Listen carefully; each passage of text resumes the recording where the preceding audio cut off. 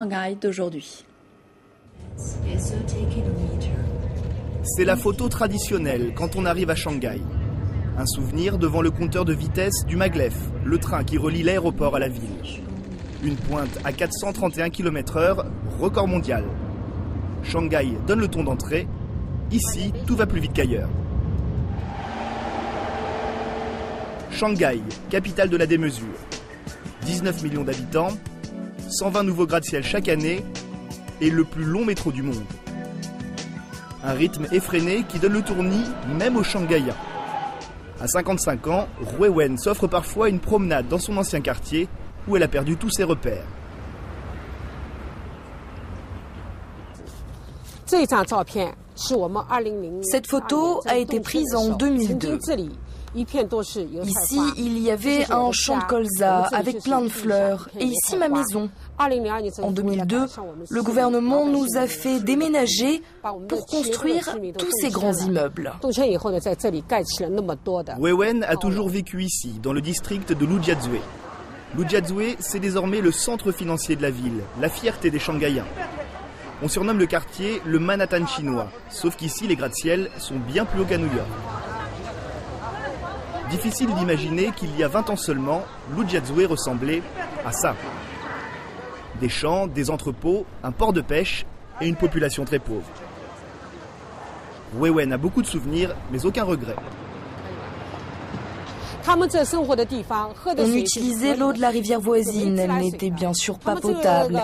Il n'y avait pas de toilettes. Pour la nourriture, on utilisait les produits des fermes des environs. 20 ans plus tard, il y a tous ces immeubles. Cet endroit est devenu la zone la plus fantastique, le plus beau quartier du district. 20 ans exactement, car le destin de Shanghai bascule en 1990, quand le gouvernement chinois décide d'en faire sa capitale économique. En quelques années, une nouvelle ville sort de terre. Mais le développement arrive d'abord par la mer. Shanghai est situé à l'embouchure du fleuve Yangtze, un emplacement stratégique. Son port devient donc l'un des carrefours de l'économie chinoise, au point d'être complètement saturé. La ville se lance alors dans un immense chantier. Un pont de 32 km qui débouche sur un port en eau profonde, le plus grand du monde, capable de stocker 300 000 containers.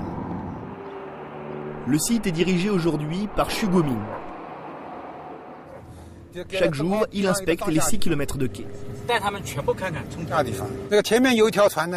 Regardez là, c'est un cargo sud-coréen qui décharge. On a l'un des meilleurs équipements au monde. On a des machines qui permettent d'attraper et de déposer 2 containers en même temps. Un cargo et des équipements qu'il faut filmer à distance. Vous pouvez vous approcher un peu plus, mais après c'est interdit d'aller plus loin. L'endroit est ultra sécurisé. L'an dernier, près de 8 millions de containers sont passés par ces quais. Un chiffre qui devrait être largement dépassé en 2010 avec la reprise de l'économie chinoise. Les autorités du port voient donc encore plus loin. On a commencé une autre phase de travaux qui devrait se terminer bientôt. À ce moment-là, on pourra accueillir 15 millions de containers chaque année. Retour sur la terre ferme, où Shanghai a développé son industrie et redécouvert la spéculation. Au pays du communisme, les petites salles de marché ont investi les quartiers. La folie boursière n'est pas qu'une affaire de riches. Ici, on accueille les petits actionnaires aux revenus modestes, à l'image de Ming Li qui vient acheter ses premiers titres. Et vous allez investir combien ? 700 €. J'espère que je pourrai avoir de bons retours sur investissement. Je suis pas très contente de mes revenus habituels.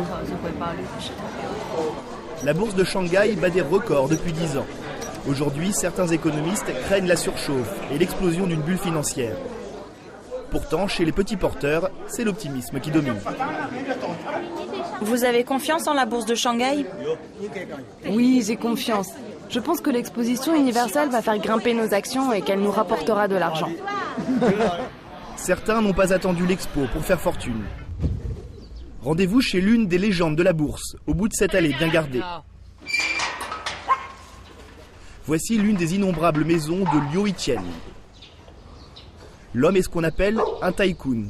Il a fait fortune en 15 ans grâce à ses placements financiers. Il pèse aujourd'hui 600 millions de dollars. Des personnages comme lui, il y en a des dizaines à Shanghai.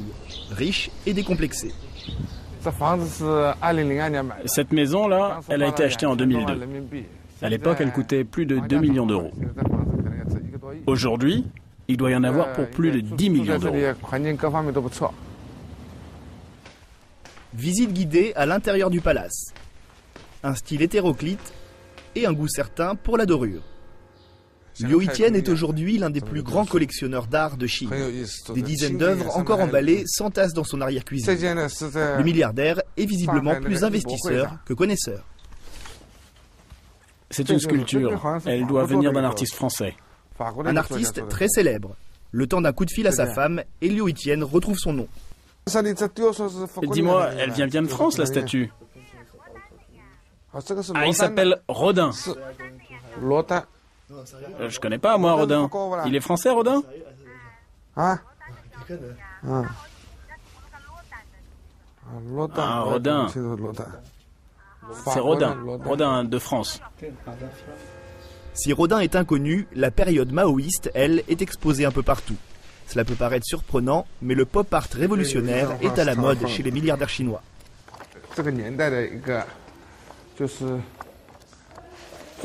On a acheté ces peintures, faites sous la révolution culturelle, à une époque un peu particulière, et on les a publiées dans un livre.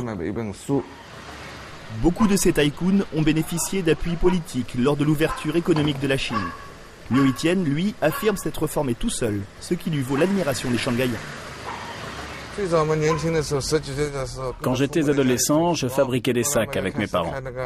Après, j'ai ouvert un petit magasin, puis j'ai travaillé dans une usine, et après, j'ai passé ma licence de taxi. Et si vous me demandez comment je suis passé de la pauvreté à la richesse, eh bien c'est grâce à l'entrée de la Chine dans une économie de capital depuis 30 ans. Si le mot capitalisme reste tabou en Chine, l'argent est redevenu le moteur de Shanghai, comme il était dans les années 30. Les boutiques de luxe fleurissent dans la ville, comme ici sur la rue de Nankin, un paradis de la consommation long de 5 km. À son extrémité, le Bund, avenue mythique du Shanghai des années 30, accueille, lui, les plus grandes banques chinoises. Luxe le jour, strass et paillettes la nuit. Jusqu'en 1995, il était impossible de trouver une discothèque en dehors des hôtels. Aujourd'hui, les soirées shanghaïennes se passent dans les bars lounge et les boîtes branchées, avec là encore le goût de la démesure. Rendez-vous au Mint, le club le plus sélect de la ville. Chaque soir, expatriés et jeunesse dorée chinoise y découvrent de nouveaux DJ ou discutent affaires.